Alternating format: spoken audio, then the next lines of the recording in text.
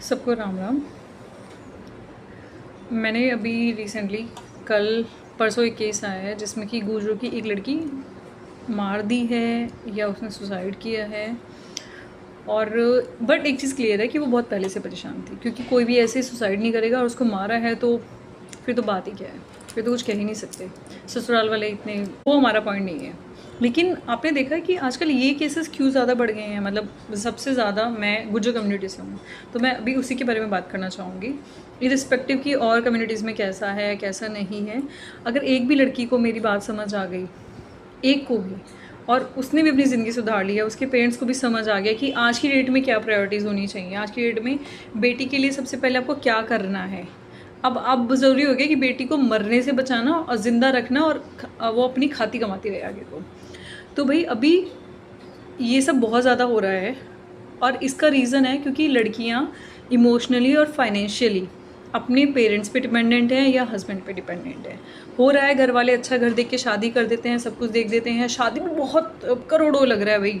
उसके बाद में क्या होता है कि लड़की वहाँ जाती है, अब वो लोग ये एक्सपेक्ट करते हैं कि अपने मायके से लाए, खाने पीने का, साल भर के कपड़े, सब कुछ वहाँ अपने मायके से लाती रहे। तो फिर मायके में क्या होता है कि मायके वाले हम कब तक देते रहेंगे, कब तक देते रहेंगे, फिर वहाँ से ये तनाव शुरू होता है। और लड़की को एंड में फिर यहाँ पे जगह बताओ ऐसा लाई है, वैसा लाई है, ऐसा लाई है, और ये करते करते उसका टॉर्चर हो मेंटली, वो क्योंकि नहीं झेल पाती, क्योंकि उसने कभी ये चीज़ें देखी नहीं।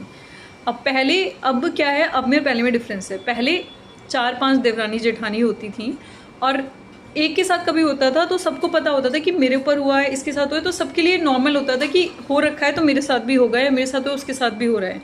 तो सही तब भी नहीं था। आई एम नॉट सेइंग कि ये चीज़ें ठीक हैं, बट तब लड़कियाँ सर्वाइव कर जाती थी, क्योंकि अभी क्या, तब 4-5 थी, अभी क्या है घर में अकेली है, पहले ये चीज़ें देखी नहीं। और पहले घर वालों ने हाँ ठीक है भैया घर का चौका ये सीख लो, भैया चूल्हे पे रोटी बनानी आती है, सब आता है, घर का सारा काम आता है जी, हमारी बेटी तो नहीं पूर्ण। क्या फ़ायदा है ऐसे चूल्हे पे रोटी बनाने सीखने का।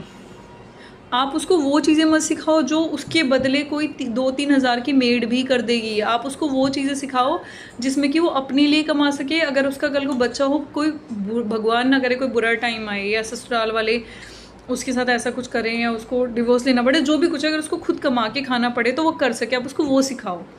रोटी सब्जी तो इंसान एंड में बनानी सीख ही लेगा, वो ज़रूरी नहीं है आज की डेट में। मतलब मैं मना नहीं करी कि रोटी सब्जी ना सिखाओ, लेकिन वो चीज़ ज़रूर सिखाओ। आप ये सिखा रहे हो ठीक है, लेकिन आप उसको अपने पैरों पे खड़े होने के लिए भी सपोर्ट करो। अब पैरों पे खड़े होने के लिए क्या है, इसका मतलब ये नहीं कि आजकल वो इंस्टाग्राम के सामने अपने हिसाब से